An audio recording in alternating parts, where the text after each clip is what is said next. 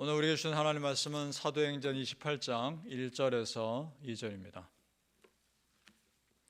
신약성경 사도행전 28장 1절에서 2절 236페이지입니다. 우리 한 목소리로 같이 읽겠습니다. 시작. 우리가 구조된 후에 안즉 그 섬은 멜리데라 하더라. 비가 오고 날이 참해 원주민들이 우리에게 특별한 동정을 하여 불을 피워 우리를 다 영접하더라. 아멘. 오늘 새벽에 예배하신 하나님의 은혜가 우리 성도님들께 함께 하시기를 예수님의 이름으로 축복합니다. 아멘.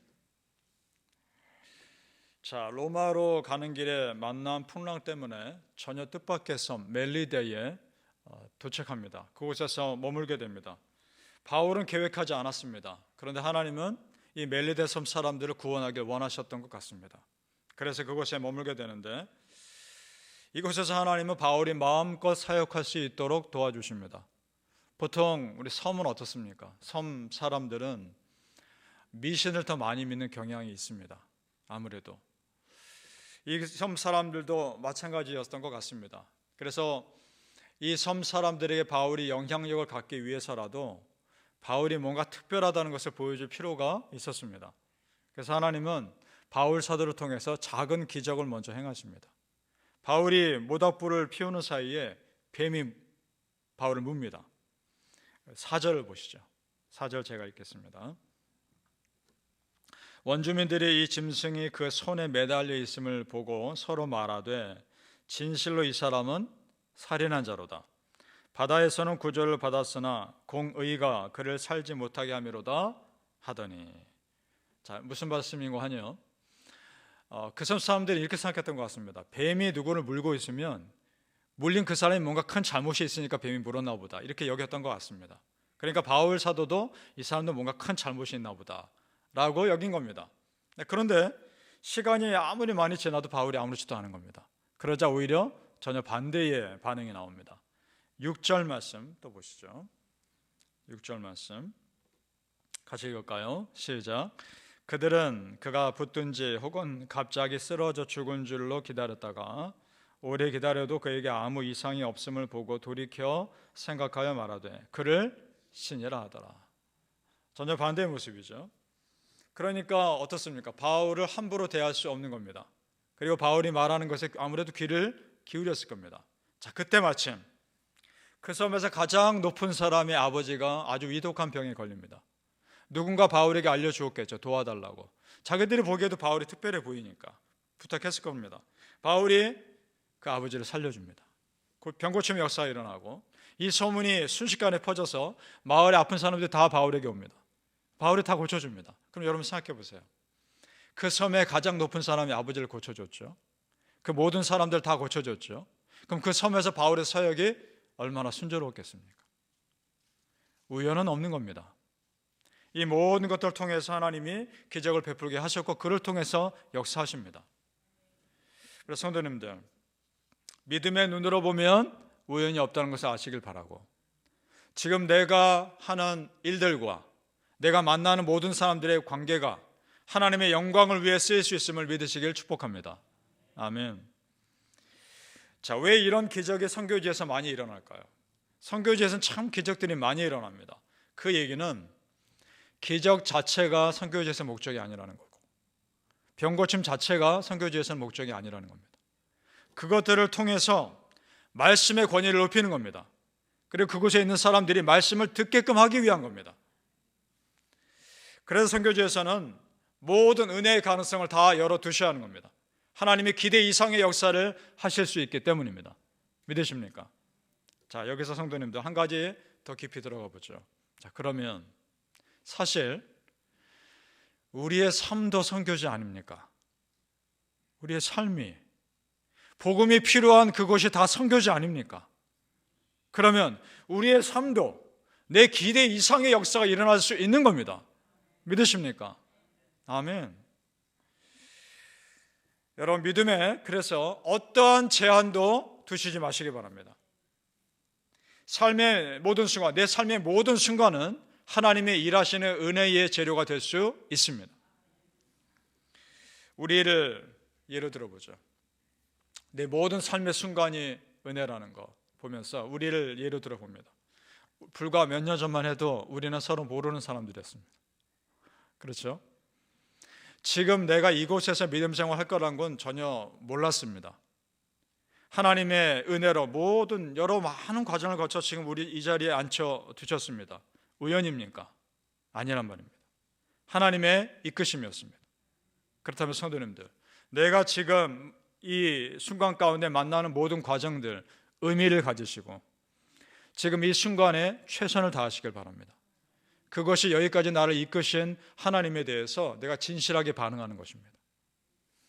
성도님들, 지금 나의 삶 감사하게 받으면 정말 버릴 것이 없습니다. 감사하게 내 삶을 받아들이는 모든 사람의 그 삶 하나하나 하나님 다 쓰십니다. 디모데전서 4장 4절에서 5절에 하나님께서 지으신 모든 것이 선함에 감사함으로 받으면 버릴 것이 없나니 하나님의 말씀과 기도로 거룩하여짐이라. 아멘. 이 말씀 정확히 말씀드리면 이런 말입니다. 하나님께서 감사하는 자의 삶을 버릴 것이 없도록 만들어 주신다는 겁니다. 아멘. 지금까지 사도행전을 살펴본 바울의 삶을 돌아보십시오. 순간순간 쉽지 않았습니다. 억울하게 누명 쓰고 매맞고 감옥에 갇히고 춥고 배고프고 그런 시간들을 보냈습니다. 그런데 참 놀랍게도 순간순간 도움의 손길들도 예비해 주셨습니다. 그리고 지금 이 풍랑을 만나 죽을 뻔한 위기에도 처했지만 섬 사람들을 구원하기 위한 하나님의 계획임을 또한 깨닫게 하셨습니다. 자, 무슨 말씀인가요? 순간순간만 보면 참 힘든 일밖에 없었습니다. 그런데 그 순간순간들을 다 합쳐놓고 보니까 하나님의 영광 올리는 삶이었단 말입니다.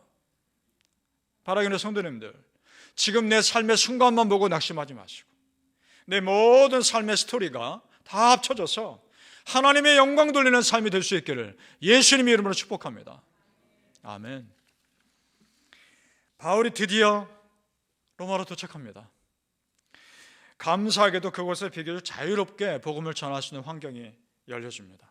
우리 16절 말씀 같이 읽어보죠. 16절 시작.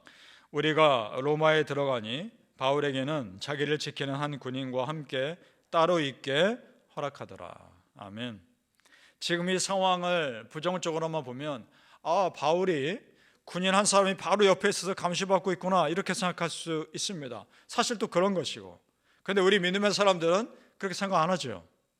감사함으로 받으며 버릴 것이 없다는 믿음으로 이 상황을 보면 바울이 군인 한 명의 보호를 받으며 복음 마음껏 전할 수 있게 된 겁니다. 받아들이기 나름인 겁니다. 바울이 이렇게 비교적 자유롭게 복음을 전할 수 있었던 이유가 뭘까? 우선은 바울을 로마로 보낸 그 유다 총독 자체가 바울이 죄가 없다는 걸 압니다. 그리고 풍랑이 이는 과정에서 그 백부장이 보기에 바울 한 사람 때문에 위기를 넘어간 거 아닙니까? 분명 이 로마 유대 총독과 이 백부장이 로마에 긍정적인 보고를 했을 겁니다. 그래서 그 결과 편의를 봐주는 이런 일들이 일어났을 겁니다. 자, 여러분, 여기서 깨닫는 것이 있습니다. 하나님께서 초자연적인 방법으로 우리 삶이 역사하기도 하시지만 내 주변 사람을 통해서도 역사하신다는 말입니다. 믿으십니까? 참으로 모든 것이 합력하여 선을 이루신 하나님의 은혜를 기대하시길 바랍니다. 자, 그렇다면 바울이 로마에서 복음서에 어땠는가를 보죠. 우리 끝으로 가서요. 30절과 31절을 같이 읽어보겠습니다. 하나님이 어떻게 역사하시는지요. 30절 31절입니다. 시작.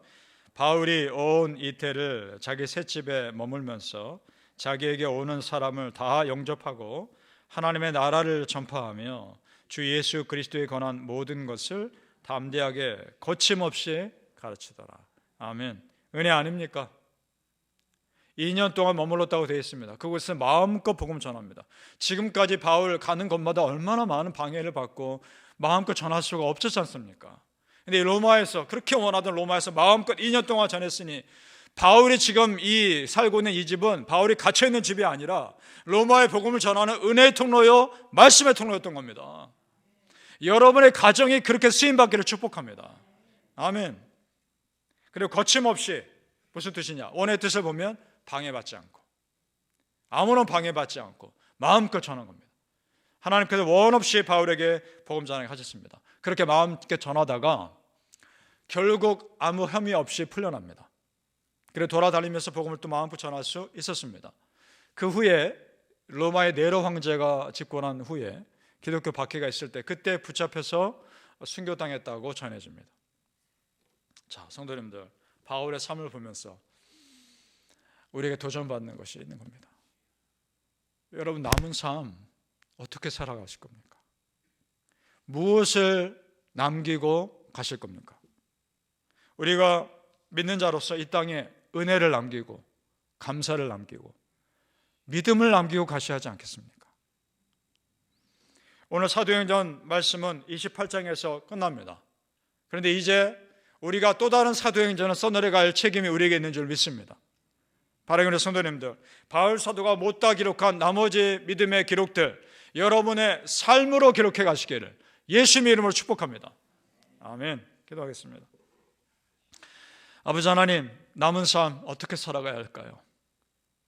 바울 사도의 삶을 보면서 순간순간 참 순간만 보면 너무나 힘들고 지친 삶이었겠지만 그것들이 다 합쳐져서 봤을 때 하나님의 영광을 돌린 삶임을 보면서 우리가 참 많은 도전을 받습니다. 아버지 하나님, 우리도 그 십자가의 길 따라가게 하여 주옵소서. 우리도 각자가 지고 갈 십자가 지고 가며 예수님의 제자의 삶을 살아가게 하여 주옵소서. 우리가 누군가 나를 생각할 때 그 사람 참 믿음의 사람이었고 그 사람 참 기도의 사람이었고 하나님께 감사하는 사람이었다라고 고백할 수 있는 그런 삶 살게 하여 주옵소서. 우리 남은 삶 정말 의미 있게 살아가게 하시고 진실하게 살아가게 하시고 하나님 사랑하는 믿음의 삶을 살다 하나님 품에 안기게 하여 주시옵소서. 이 땅에 우리에게 맡겨주신 이 남은 삶 정말 진실하게 열심으로 감당하게 하시고 믿음의 삶을 살게 하여 주시옵소서. 감사하며 예수님의 이름으로 기도합나이다. 아멘.